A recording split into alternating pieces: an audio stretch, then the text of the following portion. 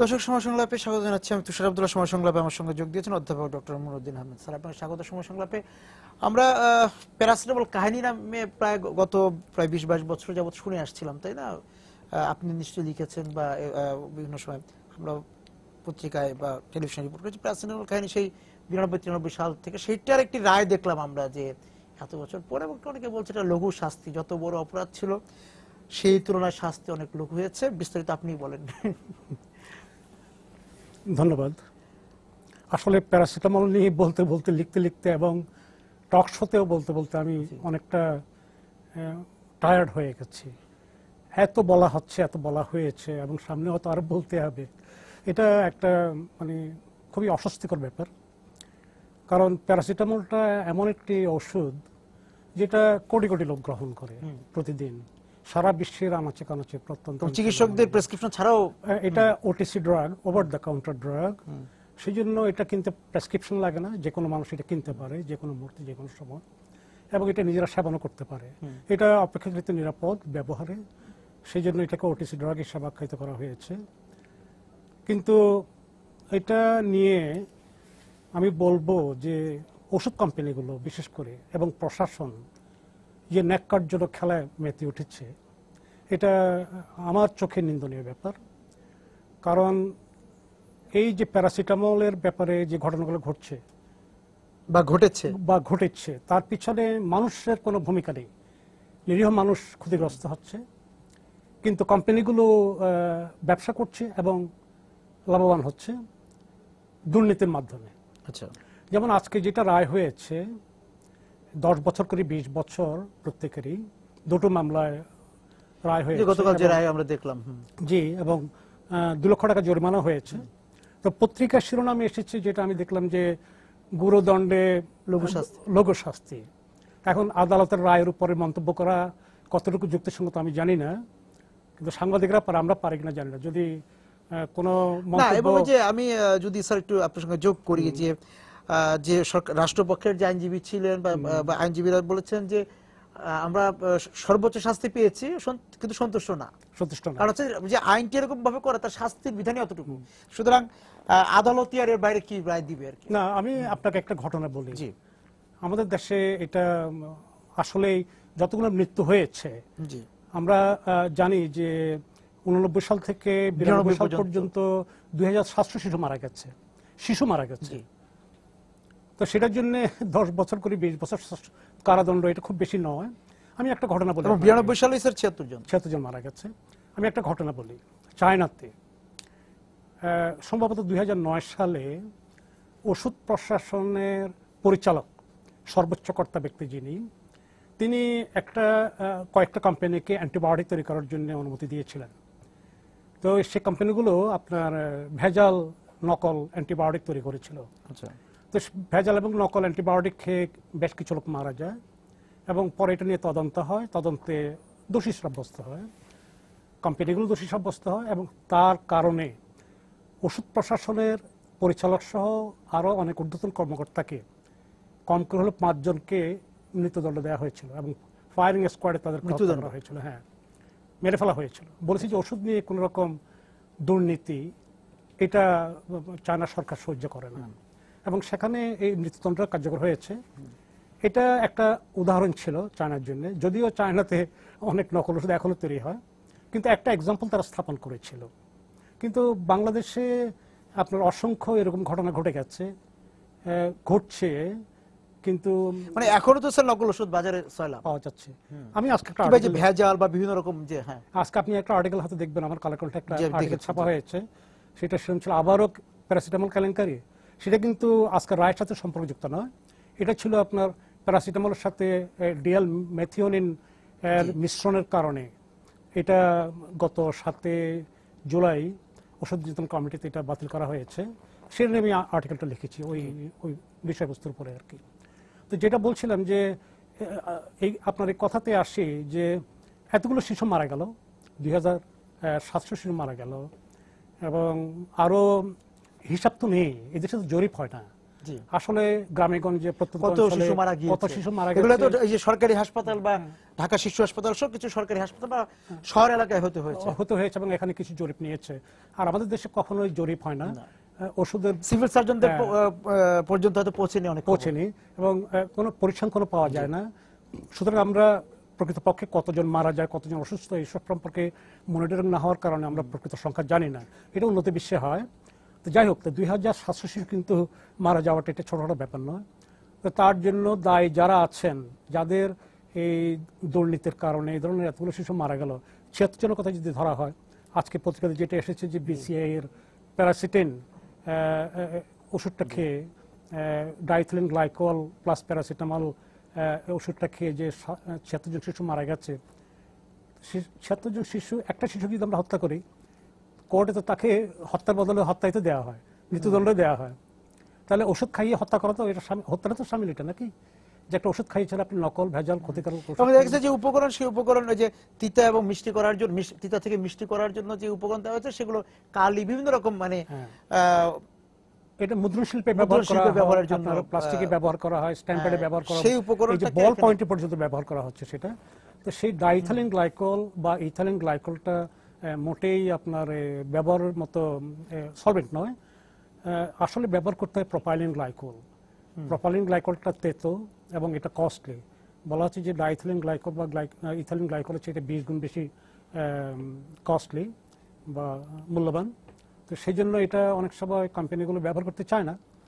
সস্তা এবং মিষ্টি দেখে, মানে বিশেষ করে গ্রাম অঞ্চলে বা বাচ্চাদের সহজে খেতে পারে, সেই জন্য একজন চিকিৎসক বলেছিলেন যে ওই প্রোপাইলিন গ্লাইকল দিয়ে প্যারাসিটামল তৈরি করলে সেটা শিশুদেরকে দিলে ওরা বমি করে ফেলে বা মুখ থেকে ফেলে দেয়। তো সেটা হয়তো কোনো কোম্পানি খেয়াল করেছে, এটাকে এক্সপ্লয়েট করেছে, করে তখন এই প্রোপাইলিন গ্লাইকলের পরিবর্তে ইথাইলিন গ্লাইকল ব্যবহার করা শুরু করেছে তাদের কোম্পানিতে। তো শেষ পর্যন্ত ধরাইতে পড়লো। ধরা পড়ার কারণে, ধরা পড়ার পিছনে যার অবদান সবচেয়ে বেশি, সে ডক্টর হানিফ শিশু হাসপাতালে, তাকে আমি অভিনন্দন জানাই। আগে বহুবার আমি তার কথা আমি মেনশন করেছি। খুবই ভালো মানুষ, এবং তার কারণেই তিনি স্যাম্পল নিয়ে বাজার থেকে সেটা আপনার ওয়ার্ল্ড হেলথ অর্গানাইজেশনের মাধ্যমে অ্যানালাইসিস করিয়েছিলেন, এবং পরে ইথাইলিন গ্লাইকল এবং ডাইথিলিন গ্লাইকলের আপনার উপস্থিতি খুঁজে পেয়েছিলেন। পরে তো এটা 92 সালে আপনার আবুল খায়ের চৌধুরী কোর্টে মামলা করলো ওষুধ প্রশাসনের পক্ষ থেকে। এবং এই জায়গা থেকে বলা যে এই যে ওষুধ নিয়ে যে একটা নৈরাজ্য চলছে, সেখানে তো একটা প্রশাসন আছে, ওষুধ প্রশাসন, কিন্তু সে সত্যিকার অর্থে আছে কিনা আমি জানি না। আমার মনে হয় আমি কোনো সময় টের পাই না আর কি এটার উপস্থিতি আছে কিনা আর কি। কারণ আমি আজকের লেখাতে বলেছি যে ওষুধ প্রশাসনের দায়িত্ব হলো ওষুধের অনুমোদন দেয়া। একটা ওষুধ বাজারে আসবে, সে ওষুধটা নিরাপদ কিনা, কার্যকর কিনা, এবং সেটা এইসব বিচার বিশ্লেষণ করার দায়িত্ব ওষুধ প্রশাসনের। সেখানে ড্রাগ টেকনিক্যাল সাব কমিটি আছে, ওষুধ নিয়ন্ত্রণ কমিটি আছে। ওষুধ নিয়ন্ত্রণ কমিটিটা হচ্ছে সবচেয়ে পাওয়ারফুল মানে বডি। সেখানে চূড়ান্তভাবে আপনার অনুমোদন দেওয়া হয়। আমি যেটা আজকে লিখেছিলাম, যেটা যে প্যারাসিটামলের সাথে মেথিওনিন যোগ করা হয়েছে, ডিএল মেথিওনিন, সেই কম্বিনেশন ড্রাগটার কারণে গত 4 বছর 11 সালে এটাকে অনুমোদন দেওয়া হয়েছে, এবং 15 সালে এর 7 জুলাইতে এটা উইথড্র করা হলো। 244তম আপনার ওষুধ নিয়ন্ত্রণ কমিটিতে এটা বাতিল ঘোষণা করা হয়েছে। তো এই 4 বছরে কত লোকের ক্ষতি হয়েছে সেই জায়গায় একটু আসবো। ডায়াবেটিস রোগেরও কিছু ওষুধ নিষিদ্ধ হয়েছে এবং আরো অনেক বিষয় নিষিদ্ধ। কিন্তু এই যে এই নিষিদ্ধ, যতক্ষণ আপনি একটা কথা বললেন যে 4 বছর আগের বিষয়, ততদিনে তো ক্ষতির পরিমাণ তো অনেক হয়ে গিয়েছে, এবং সব ক্ষতি তো আর সামনে আসে না, জানা যায় না, নীরব ঘাতকের মতো এই ওষুধগুলো কাজ করে। তাহলে স্যার যে ওষুধও তো নীরব ঘাতকের মতো কাজ করে। অবশ্যই ওষুধ, আমরা তো ওষুধকে মনে করি যে মানে নিষ্কণ্টক একটা বস্তু, যেটা খেলে ম্যাজিকের মতো, জাদুর মতো আমাদের শরীরে কাজ করবে, সমস্ত রোগ বিমারি দূর করবে, সমস্যা দূর করবে, আমরা দিব্যি সুস্থ হয়ে যাব। কিন্তু আমরা তার আদার সাইডটা দেখি না, যে ওষুধ যে পার্শ্ব প্রতিক্রিয়া বা বিষক্রিয়া বা মিথস্ক্রিয়া যেটাকে বলা হয়, ড্রাগ ইন্টারাকশন, এগুলোর কথা আমরা আদৌ ভাবি না। আমি এই ওষুধের এই অন্য সাইডটা নিয়ে প্রচুর লিখেছি, মানুষকে সচেতন করার চেষ্টা করেছি আমি, যে ওষুধ গ্রহণ করার আগে ভাবুন, ওষুধটা ক্যান্ডিও নয়, চকলেটও নয়, বা কোনো নিরাপদ এমন কোনো বস্তুও নয় যে আপনি ইচ্ছা করলেন কিনলেন খেলেন। আপনি যে কোনো ওষুধ গ্রহণ করেন না কেন, তার পার্শ্ব প্রতিক্রিয়া আপনাকে গ্রহণ করতে হবে, কম আর বেশি। যেমন প্যারাসিটামল কথা বলা হচ্ছে, এটা সহনীয় মাত্রায় আপনার পার্শ্ব প্রতিক্রিয়া আছে। যেমন ক্যান্সার ওষুধ যদি আপনি নেন, কেমোথেরাপি যদি নেন, তাহলে আপনার প্রচন্ড মানে পার্শ্ব প্রতিক্রিয়া আক্রান্ত হবেন, যেটা অনেক সময় এই পার্শ্ব প্রতিক্রিয়া বা বিষক্রিয়া অনেক সময় সহ্য করা যায় না, লোকে সহ্য করতে পারে না, লোকে সহ্য করতে পারে না, এবং ভীষণভাবে এটা মানে উপসর্গগুলা দৃশ্যমান হয়ে যায়, চুল পড়ে যায়, গা চামড়া কালো হয়ে যায়, কুচকুচে হয়ে যায়, এবং অনেক সময় এই পার্শ্ব প্রতিক্রিয়ার কারণে অনেকে মারা যায়। তো সুতরাং ওষুধ নীরব ঘাতক, এটা সত্যি কথা। পৃথিবীতে বহু লোক, আপনার লক্ষ লক্ষ লোক এই ওষুধের পার্শ্ব প্রতিক্রিয়ার কারণে মারা যাচ্ছে। আপনি বিশ্বাস করবেন কিনা জানি না, যে আমি একটা ঘটনা বলি। আমেরিকাতে পরিসংখ্যান হয়, সেখানে জরিপ হয়, সেই জন্য আমেরিকার কথা বারবার আমি বলি। আমেরিকাতে আপনার বহু মানুষকে আপনার হাসপাতালে ভর্তি করা হয় ওষুধের পার্শ্ব প্রতিক্রিয়ার কারণে। আচ্ছা, শিশুদেরকে ভর্তি করা হয় পার্শ্ব প্রতিক্রিয়ার কারণে। আবার হাসপাতালে ভর্তি হওয়ার পরে যে সমস্ত ওষুধ দেওয়া হয়, তার পার্শ্ব প্রতিক্রিয়ায় তারা আবার আক্রান্ত হয়। রিপিটেড আপনার এই সাইড এফেক্টে তারা আক্রান্ত হয়, এবং এর কারণে বহু লোক মারা যায়। এবং বলা হচ্ছে যে যদি পার্শ্ব প্রতিক্রিয়া, বিষক্রিয়া এবং মিথস্ক্রিয়ার কারণে যদি মৃত্যুটাকে যদি ধরা হয়, মানে টপ লিস্টে যদি নেওয়া হয়, তাহলে এটা ওষুধের প্রত্যেক মৃত্যুতে, মৃত্যুর মধ্যে এটা তৃতীয় বা চতুর্থ অবস্থানে থাকবে পার্শ্ব প্রতিক্রিয়া বিষক্রিয়ার কারণে মৃত্যুটা। তো আমরা তো এটা সচরাচর দেখি না। আমরা দেখি যদি কেউ কাউকে মেরে ফেলে, এটা সংবাদপত্রে আসে, বা যদি বিমান ধ্বংস হয়, তাহলে 200 লোক মারা গেলে সেটা আপনার 7 দিন ধরে হেডলাইন হয়, দৃশ্যমান যেটা হয়। 200 লোক মারা গেলে আপনার 7 দিন ধরে হেডলাইন হয়, এবং এটা নিয়ে তদন্ত হয়, এবং এটা কিভাবে বন্ধ করা যাবে, এত লোক মারা যাচ্ছে, এটা কিন্তু কারো নজরে আসছে না। দুর্ভাগ্যজনক ব্যাপারটা সেটা। আমেরিকার মানে যে পরিবার বা যারা আক্রান্ত হচ্ছেন তারাও বুঝতে পারছেন না। হয় কি, পার্শ্ব প্রতিক্রিয়া বিষক্রিয়া বা মিথস্ক্রিয়ার কারণে মারা গেলে তখন রোগী মনে করে কি এটা ডাক্তারের কারণে মারা গেছে, অথবা রোগ নির্ণয় ভালো হয়নি, অথবা আপনার যে অন্য কোনো উপলক্ষকে তারা, মানে কোনো কারণকে তারা দায়ী করে বসে। কিন্তু ওষুধ যে তার নিজস্ব পার্শ্ব প্রতিক্রিয়ার কারণে তাকে ক্ষতি করেছে, তার ক্ষতি করেছে, এই জিনিসটা আমাদের মাথায় সচরাচর আসে না আর কি। তো সেই জন্য ওষুধ সম্পর্কে যথেষ্ট সাবধান হতে হবে। আমরা যে আমরা ডায়াবেটিসের ওষুধ সম্পর্কে বলছিলাম, যে ওখানে কিছু ওষুধ নিষিদ্ধ করা হয়েছে। দেখেন, আমি দুর্ভাগ্য কাকে বলে আমি আপনাকে বলি। এটা নিষিদ্ধ করা হয়েছে, রসিগ্লিটাজোন আর পায়োগ্লিটাজোন, দুইটা ড্রাগ আপনার নিষিদ্ধ করা হয়েছে। এই 15 সালে করলো, এটাও এই যে 7 জুলাইতে করেছে। আমি আপনাকে দেখাই দুর্ভাগ্যজনক ঘটনা কি। এই যে রসিগ্লিটাজোন ওষুধ কতটুকু নিরাপদ, এটা 23শে মার্চ 2010 সালে কালেকন্ঠে প্রকাশিত হয়েছে। 2010 সালে কিন্তু আমি বলেছি রসিগ্লিটাজোন, পায়োগ্লিটাজোন খুব নিরাপদ নয়, এটা অত্যন্ত খারাপ। এটা হার্ট অ্যাটাক এবং হার্ট ফেলিয়ারের জন্য দায়ী, এবং সারা বিশ্বে অসংখ্য লোক মারা যাচ্ছে এই রসিগ্লিটাজোন এবং পায়োগ্লিটাজোনের জন্য। কিন্তু কেউ এটা পড়েনি, অন্তত আমি মনে করবো যে কর্তৃপক্ষ পড়েনি, নীতি নির্ধারকরা পড়েননি, সরকার পড়েনি। আজকে দেখেন 2010 সালে এটা ছাপা হয়েছে, আজকে 15 সালে এসে আজকে সিদ্ধান্ত নিয়েছে রসিগ্লিটাজোন নিষিদ্ধ করা হলো তার পার্শ্ব প্রতিক্রিয়ার কারণে। তো এই যে 10 সালে আমি লিখেছি 5 বছর পর্যন্ত যদি এটা চললো, আমি সাজেশন দিয়েছি যে আপনার নিরপেক্ষ তদন্ত কমিটি গঠন করুন। সরকারকে বলেছি, ওষুধ প্রশাসনকে বলেছি, আপনি নিরপেক্ষ তদন্ত কমিটি গঠন করে এটার উপর যাচাই বাছাই করুন যে ওষুধটা কতটুকু নিরাপদ। আমি যখন লিখেছি তখন নিউ ইয়র্ক টাইমসে আপনার একটা আর্টিকেল ছাপা হয়েছিল এই রসিগ্লিটাজোনের উপরে। বলছি যে গবেষণার মাধ্যমে দেখা যাচ্ছে ডায়াবেটিসের ওষুধের সাথে আপনার হার্ট অ্যাটাক এবং হার্ট ফেলিয়ারের সম্পর্ক রয়েছে। আমি সেই আর্টিকেল পড়ে আমি আর্টিকেলটা লিখেছি, কিন্তু এটা কারণ নজরে পড়েনি। আমেরিকাতে আপনার হুলস্থুল পড়ে গেছে, ইউরোপে হুলস্থুল পড়ে গেছে, কিন্তু বাংলাদেশ নিশ্চুপ। এখন এটা ইন্ডিয়াতে আপনার ব্যান্ড হয়েছে, ইউরোপে ব্যান্ড করা হয়েছে রসিগ্লিটাজোন, পায়োগ্লিটাজোন। আমেরিকাতে এফডিএ এর কারণে পারছে না, এফডিএ এখনো এটা নিয়ে ধানাই ভানাই করছে।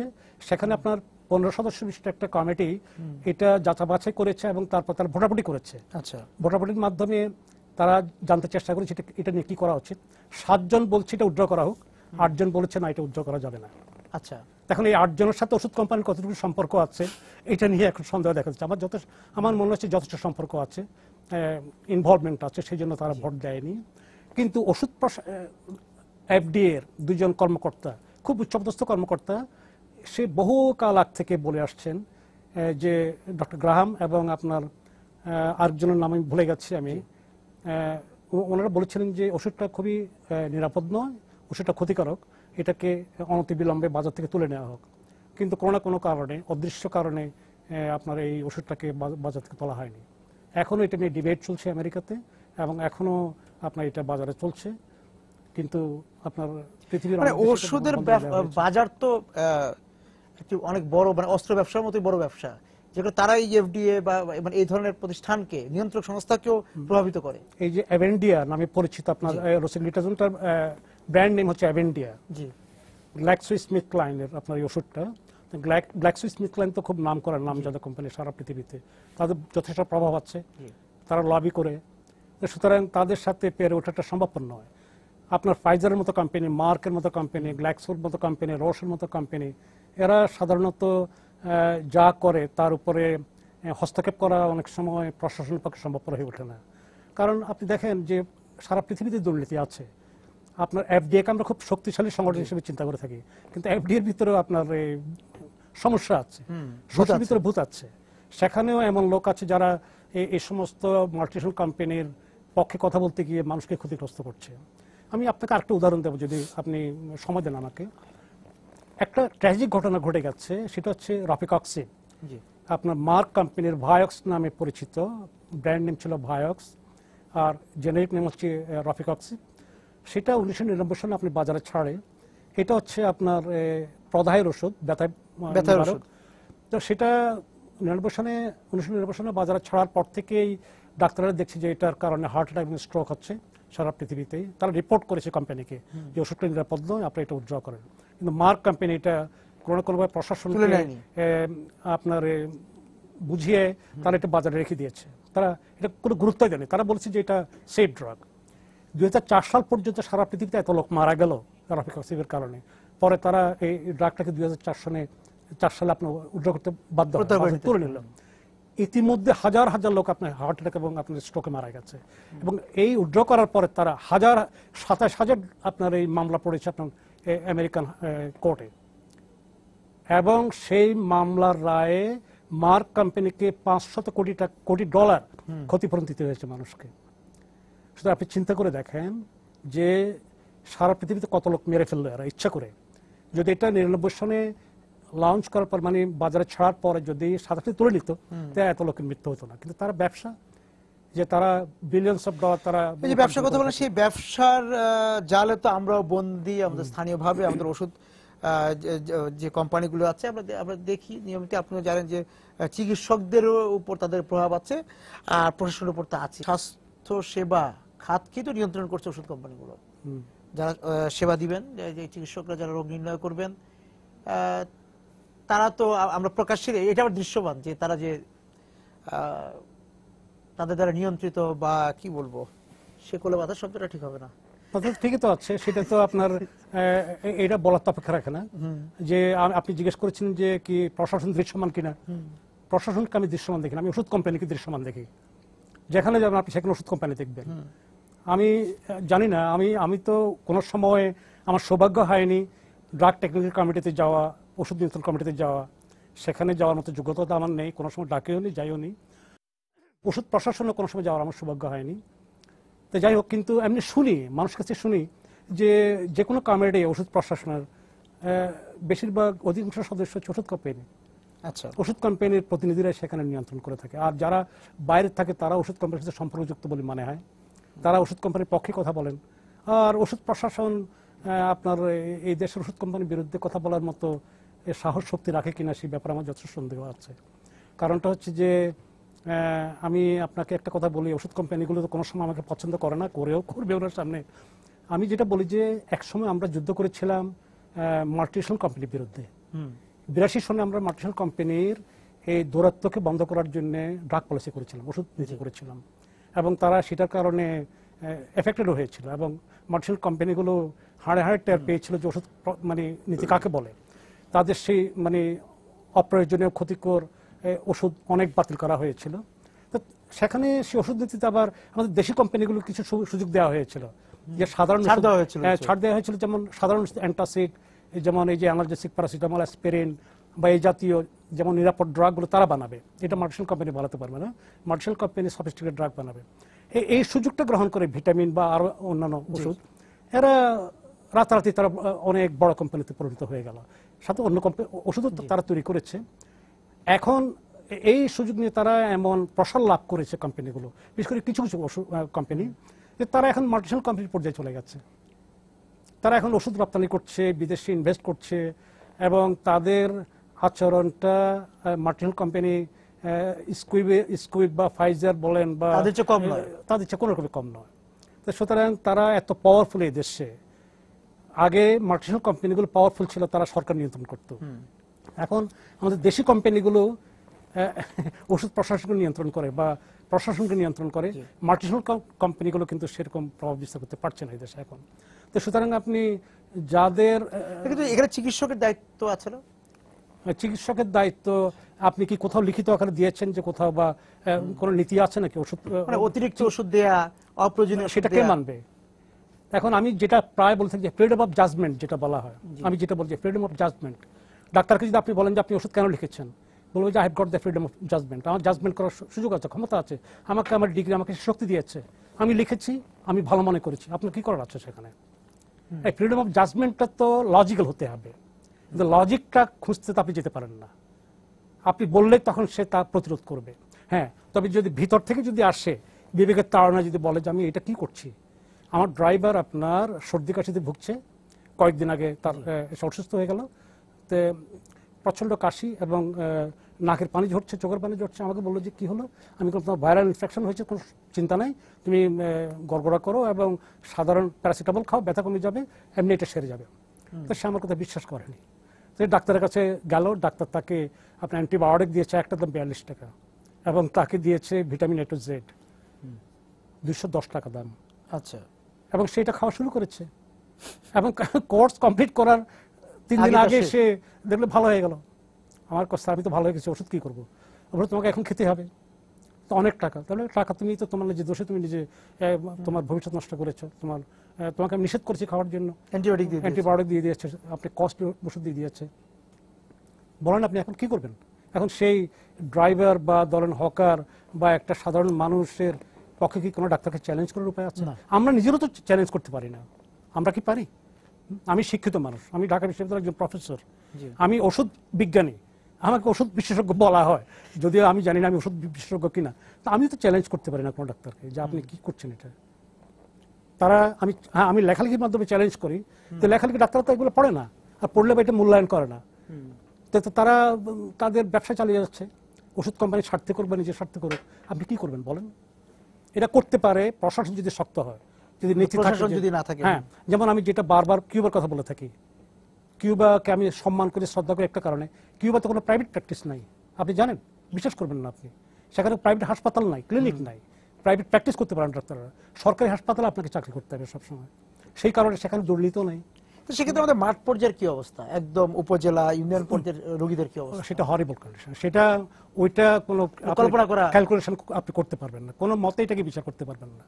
কারণ আপনি তো ঢাকা শহরে আমরা আশেপাশে দেখছি, বা ওষুধ দোকানগুলোতে ভালো ওষুধ রাখে, বিক্রির কারণে রাখুক বা যে কোনো কারণে রাখে, ভালো কোম্পানি আমাদের যেগুলো আছে তাদের ওষুধ বিক্রি হচ্ছে প্রচুর পরিমাণে, কিন্তু গ্রামে গঞ্জে তো কোনো আপনার কোনো তদারকি নেই না।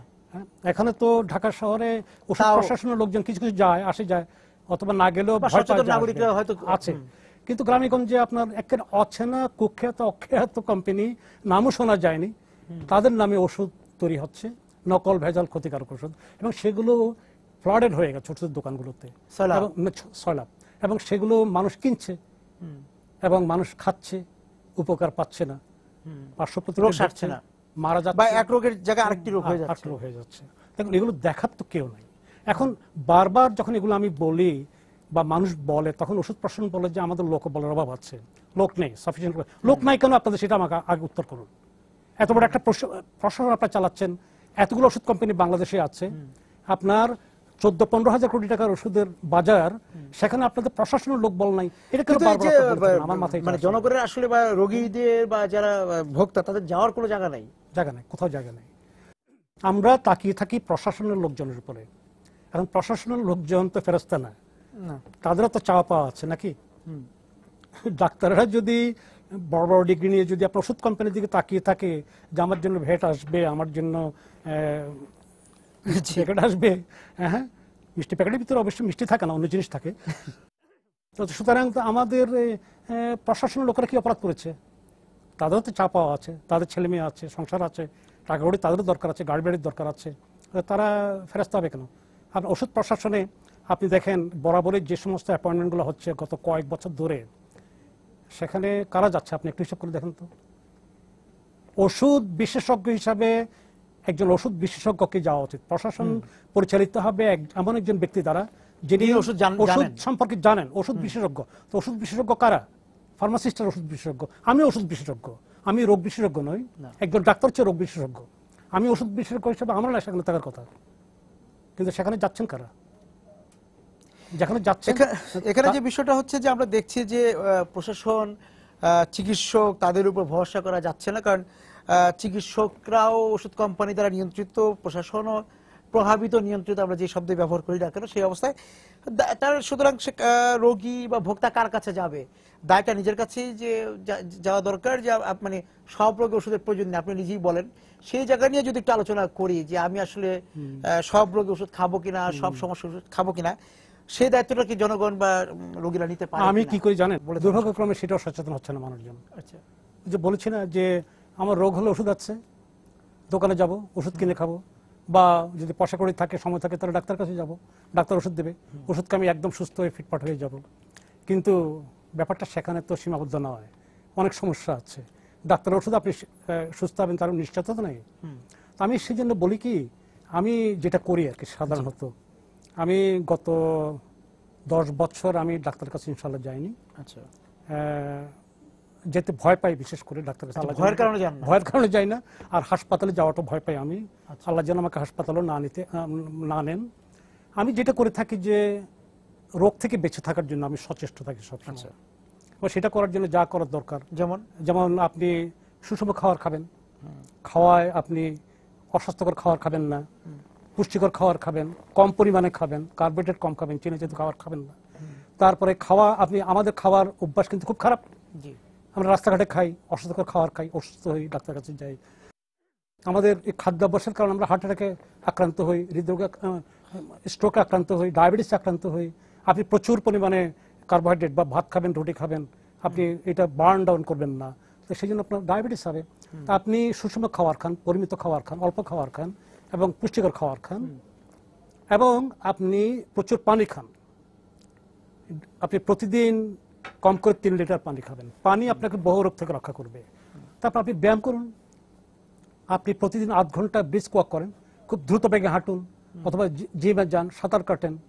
আমি গত 30 বছর ধরে আমি ব্রিস্ক ওয়াক করি এবং সুইমিং করি। সে কারণে আমার স্বাস্থ্যটা ফিট থাকে, আমার ওয়েট বাড়ে না। তারপর আপনি ঘুমান, পর্যাপ্তভাবে আপনাকে ঘুমাতে হবে। আপনি যদি নির্বিঘ্নে ঘুমাতে পারেন 7 থেকে 8 ঘন্টা, কম করে 7 ঘন্টা, তাহলে আপনার অনেক রোগ থেকে আপনি রক্ষা পাবেন। আপনি ভিটামিন ডি বেশি করে গ্রহণ করুন, ভিটামিন ডি খেলে আপনার প্রতিরোধ ক্ষমতা বাড়বে শরীরের, আপনার সেটা হবে। তারপর আপনি বদভ্যাস ত্যাগ করুন। বদভ্যাস মানেটা কি? যেমন আমরা অনেক সময় ঠিক মতো খাই না, আপনাকে ঘোরে ধরে সময় মতো নাস্তা খেতে হবে। সকাল 8টা আপনি নাস্তা খান, দুপুর 1টা থেকে 1টার ভিতরে আপনি আপনার দুপুরের খাবার খান, সন্ধ্যার সময় একটুখানি নাস্তা করুন, রাতে আবার ডিনার করুন 10টা বা 9টা 8টা, যখন আপনি ইচ্ছা। যে সময় আপনি খাবেন সেই সময় প্রত্যেকদিন একই সময় খেতে হবে আপনাকে। কিন্তু আমরা এই নিয়মটা মেনে চলি না, আমরা মেনে চলি না। আপনি যদি এই সময়টা মেনে চলতে পারেন প্রত্যেকদিন একই সময়ে, তাহলে আপনার সমস্যা হবে না, আপনার কোনো অসুস্থতা আসবে না। এর পিছনে আরো অনেক কারণ আছে। যেমন আমরা ইদানিং পড়ছি, যেটা আমি ইদানিং বলছি, যেটা যে আগে ডাক্তাররা বলতেন যে আপনার ফ্যাট জাতীয় খাবার খাবেন না, কোলেস্ট্রল বেড়ে যাবে, বা চর্বি জাতীয় খাদ্য বর্জন করুন, তেল জাতীয় খাবার বেশি খান। এখন আমি বলছি নিউ ডেভেলপমেন্ট যেটা হচ্ছে যে আপনি চর্বি জাতীয় খাবার খেতে হবে আপনাকে। আচ্ছা, চর্বি জাতীয় খাবার না খেলে আপনার শরীরের আপনার শিরা উপশিরাগুলো আপনার গড়ে উঠবে না। আপনাকে না, যেটা ওই আপনার গরু গোস্ত, খাসি গোস্ত না, এমনি নর্মাল যেটা আপনার যে ওমেগা 3 ফ্যাটি অ্যাসিড যেটা বলা হচ্ছে, সেটা আপনাকে গ্রহণ করতে হবে। ওমেগা 6 ফ্যাটি অ্যাসিড বর্জন করতে হবে। আমাদের ইদানিংকার যে ভাষ্য, যেটা মেডিকেল সায়েন্স বলছে যে হার্ট অ্যাটাক এবং স্ট্রোকের কারণটা হচ্ছে প্রদাহ, ইনফ্লামেশন। জি, এটা কোলেস্টেরল নয়। কোলেস্টেরলটা খুবই উপকারী একটা জিনিস, যেটা শরীরের আপনার প্রত্যেকটা সেল গঠন করতে সাহায্য করে। আপনার ইন্টারসেলুলার যে ওয়ালটা আছে, সেলের দুই সেলের ভিতরে মাঝখানে যে কোষের মাঝখানে যে প্রাচীরটা আছে, প্রাচীরটা তৈরির জন্য কোলেস্টেরল লাগে। তো আমাদের শরীরে শত শত কোটি প্রাচীর মানে সেল আছে, কোষ আছে, তাদের প্রাচীর তৈরি করার জন্য কোলেস্টেরল লাগবে আপনার। আপনি যদি এখন ওষুধ খেয়ে যদি আপনি কোলেস্টেরল মাত্রা কমিয়ে দেন, তাহলে আপনার শিরা উপশিরা থেকে শুরু প্রত্যেকটা সেল ক্ষতিগ্রস্ত হবে। তো সুতরাং আপনাকে এই কোলেস্টেরলের মাত্রা একান্ত কমিয়ে ফেললে, বেশি কমিয়ে ফেললে কিন্তু আপনার শরীর ক্ষতিগ্রস্ত হয়ে যাবে। সুতরাং আপনি সুষম খাবার খান, যে ওমেগা 3 ফ্যাটি অ্যাসিড খান, তারপর আপনার এই চর্বিজাত খাবার খান, বেশি না, পরিমাণ মতো, যেটা আপনার প্রতিরোধ ক্ষমতা বাড়তে পারে। তারপরে আপনার এই যে প্রদাহ বন্ধ করুন। বারবার যদি আপনি রোগে আক্রান্ত হন, তাহলে আপনার শরীরে প্রদাহ বাড়বে। আপনার প্রদাহ সৃষ্টির জন্য দায়ী হচ্ছে যে স্মোকিং বন্ধ করুন আপনি। স্মোকিং, আপনি যদি বিড়ি সিগারেট খান, তামাক পান করেন, তাহলে যে নিকোটিন আছে, নিকোটিনটা আপনার শরীরে প্রদাহ তৈরি করবে। তারপর আপনার সুগার, আপনি ডায়াবেটিক পেশেন্ট যদি হন, তাহলে সুগারটা আপনি প্রদাহ তৈরি করবে। সুগার মলিকুল আপনার শিরা উপশিরার দেওয়ালে আঘাত হানে, যদি এক্সেসিভ সুগার মলিকুল যদি ব্লাডে থাকে, সেটা প্রদাহ তৈরি করবে। প্রদাহ তৈরি করার পর সেখানে যদি ক্ষত তৈরি হয়, তাহলে সেখানে আপনার প্লেটেলেট, আঁশ জাতীয় জিনিস জমা হয়ে এবং কোলেস্ট্রল জমা হয়ে সেখানে আপনার হার্ট ব্লক করে দেবে, এবং হার্ট অ্যাটাক স্ট্রোকের কারণ এটাই। সুতরাং আপনাকে নিয়ম মেনে চলতে হবে, কোনো কিছু নিয়মের বাইরে যাওয়ার কোনো উপায় নেই। এবং সেই সঙ্গে এই যে আবার তো ওষুধের কথা যদি যায়, চিকিৎসকের পরামর্শ ছাড়া ওষুধ কেনা, সেটা তো এক ধরনের না, সেটা ঝুঁকি। ঠিক নয়। কারণটা হচ্ছে যে দুই ধরনের ওষুধ আছে, যেটা আমি বহুবার আগেও বলেছি। একটা হচ্ছে OTC drug, over the counter drug, যেটা নিরাপদ ড্রাগ, যেটা কিনতে প্রেসক্রিপশন লাগে না। যেমন আপনি প্যারাসিটামল কিনেন, অ্যাসপিরিন কিনেন, অ্যান্টাসিড কিনেন, ভিটামিন কিনেন, এগুলো আপনি কিনতে পারেন, অ্যান্টিহিস্টামিন কিনতে পারেন, কিন্তু আপনি অ্যান্টিবায়োটিক কিনতে পারেন না, বা হার্টের ওষুধ কিনতে পারেন না, বা যেটা প্রেশার নিয়ন্ত্রণ করে যে সমস্ত ওষুধ, সেটা আপনি কিনতে পারেন না। তারপর ডিপ্রেশন ওষুধ, আপনার অ্যান্টিসাইকোটিক ড্রাগ আপনি কিনতে পারেন না। এগুলো কেনার জন্য আপনার প্রেসক্রিপশন লাগবে। কিন্তু মুশকিল হচ্ছে, প্রেসক্রিপশনের জন্য তো আমাদের ডাক্তারের কাছে যেতে হয়। ডাক্তারের কাছে যেতে তো বিড়ম্বনা আছে। আমি কালকে শুনেছিলাম, কে যেন বলছিলেন যে এমন ডাক্তার বাংলাদেশে আছেন যাদের 6 মাস আগে আপনার অ্যাপয়েন্টমেন্ট পাওয়া যাচ্ছে না। তো 6 মাস পর্যন্ত একটা রোগী কি করে বসে থাকবে?